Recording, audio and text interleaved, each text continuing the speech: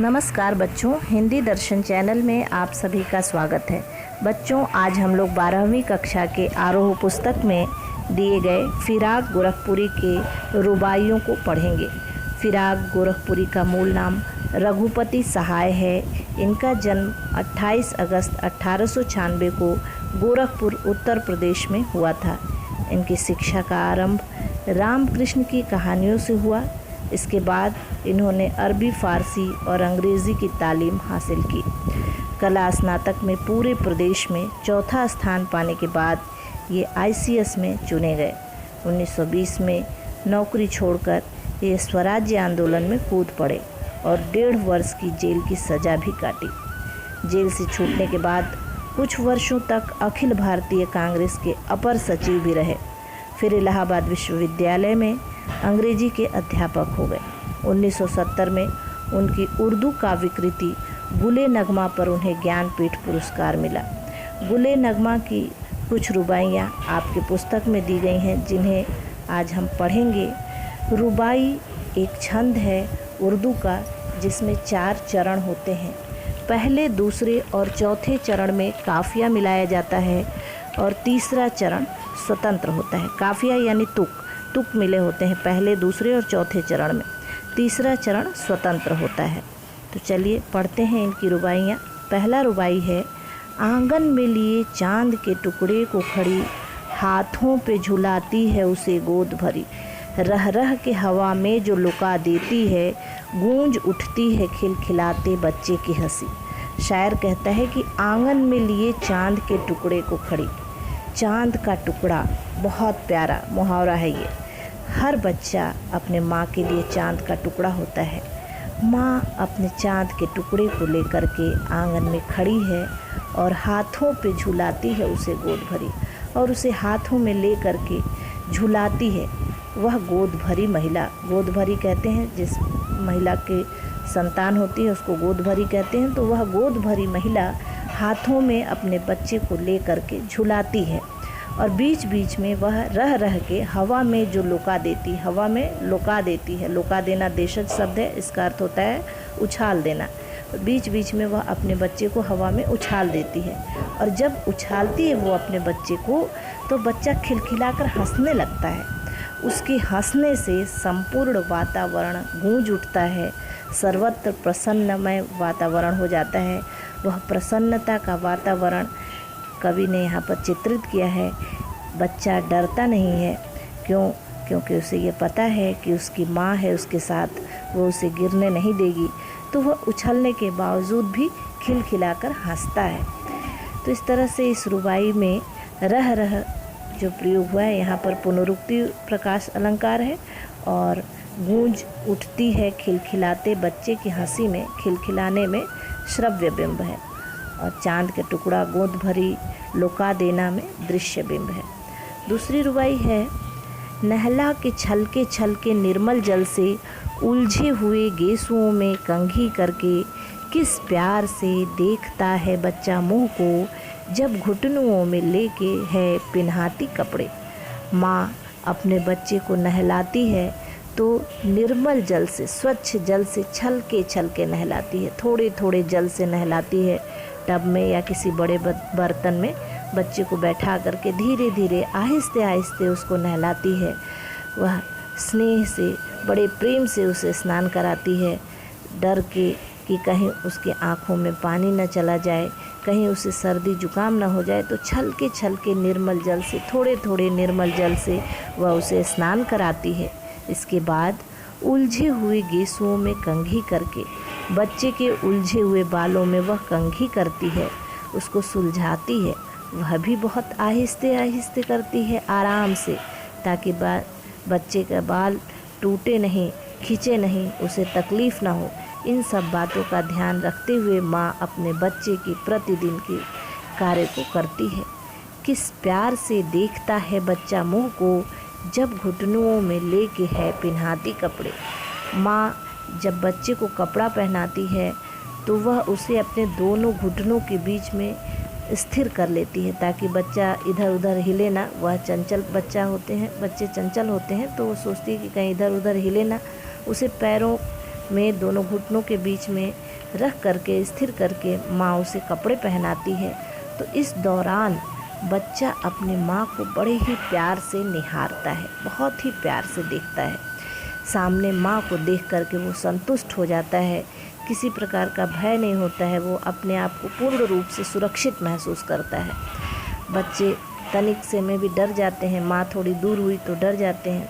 माँ के पास होने पर बच्चे बहुत प्रसन्न होते हैं, बहुत सुरक्षित महसूस करते हैं अपने आप से। तो ये स्थिति यहाँ पर दर्शाया है फिराक साहब ने कि बच्चा बड़े ही प्रेम से माँ को देखता है कि वह माँ के सम्मुख है, माँ के साथ है। अगली रुबाई इस प्रकार है। दिवाली की शाम घर पुते और सजे, चीनी के खिलौने जगमगाते लावे, वो रूपवती मुखड़े पे एक नर्म दमक, बच्चे के घरौंदे में जलाती है दिए।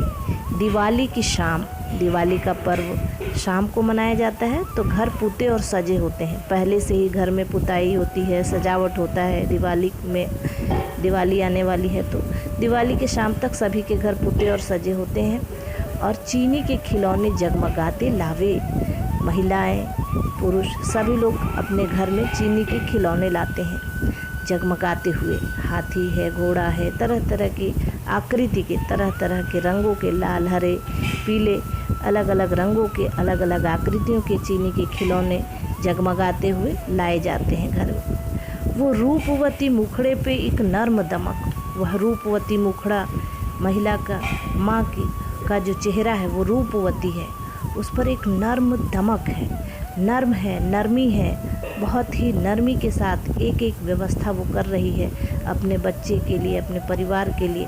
तो एक नरमी भी है, सहृदयता है उसके अंदर, और एक दमक भी है, पर्व के आने का उत्साह है, उमंग है दिवाली की। तो वो दिखाई दे रहा है उसके चेहरे पर, उसके मुखड़े पर नर्म दमक दिखाई देता है, उत्साह दिखाई देता है त्योहार का। वह अपने बच्चे के घरौंदे में दिया जलाती है, बच्चे के घरौंदे में जलाती है दिए। बच्चे घरौंदे बनाते हैं दिवाली में, छोटे छोटे घर बनाते हैं, तो उस घरौंदे में दिया जलाती है वो, और दिया जला करके बच्चे को यह संदेश देती है कि यह प्रकाश पर्व है, हर जगह प्रकाश होना चाहिए, हर जगह दिए जलने चाहिए। इसलिए वह उसके घरौंदे में भी दिया जलाती है और उसे यह संदेश देती है कि प्रकाश पर्व में हर जगह दिया जलाना चाहिए। अगली रुबाई है। आंगन में ठुनक रहा है, जिदियाया है, बालक तो है चांद पे ललचाया है। दर्पण उसे देकर कह रही है माँ, देख आईने में चांद उतर आया है। यहाँ देखिए बाल हट का कितना सुंदर वर्णन किया है शायर ने। कह रहे हैं कि आंगन में ठुनक रहा है, बच्चा ठुनक रहा है, बच्चे ठुनकते हैं, उनकी ज़िद अलग तरीके की होती है, पैर पटकते हैं, हाथ पटकते हैं, सर पटकते हैं, माँ के पीछे पीछे घूमते हैं, और यह प्रक्रिया उनकी बहुत देर तक चलती है, तब तक चलती है जब तक कि उनकी ज़िद पूरी नहीं हो जाती।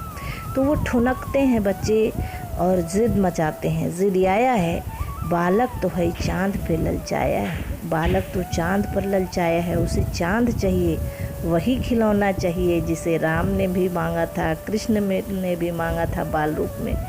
सूरदास जी ने कितना अच्छा वर्णन किया है। मैया मैं तो चंद्र खिलौना लई हो, और माँ यशोदा थाली में पानी रख करके भगवान श्री कृष्ण को चांद के दर्शन कराती हैं, चांद देती हैं। ठीक वैसे ही फिराक साहब ने भी यहाँ पर प्रयास किया कि बच्चे को खिलौना दिया जाए। तो दर्पण दे रही है उसे माँ, यहाँ पर दर्पण उसे देकर कह रही है माँ, देख आईने में चांद उतर आया है। दर्पण देकर के माँ उसे कहती है, देख बेटा, ये देख आईने में, शीशे में चांद उतर आया है, चांद आ गया है नीचे, देख ले इसे। तो माँ अपने बच्चे को चांद दिखा रही है, आकाश का उसे दे रही है, और वह स्वयं भी अपने चांद के टुकड़े को शीशे में निहारती है। उसका चांद भी शीशे में दिखाई दे रहा है, उसके चांद का टुकड़ा, जिगर का टुकड़ा भी उस चांद दर्पण में दिखाई दे रहा है। ये वात्सल्य रस का उदाहरण है। अगली रुबाई है। रक्षाबंधन की सुबह रस की पुतली, छाई है घटा गगन की हल्की हल्की, बिजली की तरह चमक रहे हैं लच्छे, भाई के है बांधती चमकती राखी। रक्षाबंधन की सुबह रस की पुतली। रक्षाबंधन त्यौहार में सुबह सुबह त्यौहार मनाया जाता है। सुबह से ही प्रसन्नता उमंग चारों तरफ होता है। रस की जो पुतली है, बालिकाएं, लड़कियां, उसको शायर ने रस की पुतली कहा है क्योंकि वो वास्तव में रस की पुतली होती हैं। जहाँ होती हैं रस ही रस होता है। लड़कियां जिस घर में होती हैं बहुत उत्साहित रहती हैं, उमंग से भरी रहती हैं रक्षाबंधन के दिन कि उन्हें आज राखी बांधना है अपने भाई को। तो वह रस की पुतली इधर उधर घूमती हैं। छाई है घटा गगन की हल्की हल्की। आकाश में हल्के हल्के बादल छाए हुए हैं क्योंकि रक्षाबंधन का पर्व सावन में होता है और सावन वर्षा ऋतु में होता है। वर्षा ऋतु का समय होता है। उस समय तो आकाश में हल्के हल्के बादल भी होते हैं, बिजलियां भी चमकती हैं। बिजली की तरह चमक रहे हैं लच्छे। और आज रक्षाबंधन के दिन बिजली की तरह लच्छे चमक रहे हैं। लच्छे, धागे, वो धागे जो प्रेम के धागे हैं, जो रस की पुतली के हाथों में हैं, बहन के हाथों में हैं, वो राखी चमक रही है बिजली की तरह। भाई के है बांधती चमकती राखी। वही चमकते हुए लच्छे, चमकती हुई राखी बहन अपने भाई को बांधती है।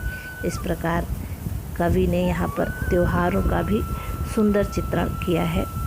तो ये रुबाइयाँ हैं जिसमें 4 चरण हैं। देखिए इसमें 3 चरण जिसमें तुक मिले हुए हैं, जैसे रस की पुतली, हल्की हल्की, चमकती राखी। तीनों लाइन जो है पहली, दूसरी और चौथी चरण में बड़ी ई की मात्रा है और तीसरा चरण स्वतंत्र है। बिजली की तरह चमक रहे हैं लच्छे। इस तरह से ये संपूर्ण जो छंद है ये सभी रुबाइयों के उदाहरण हैं, रुबाई हैं ये। इसके काव्य सौंदर्य को जान लेते हैं। इसकी भाषा उर्दू एवं लोक भाषा मिश्रित हिंदी है। छंद रुबाई है। दृश्य बिंब का सुंदर प्रयोग है और श्रव्य बिंब भी है।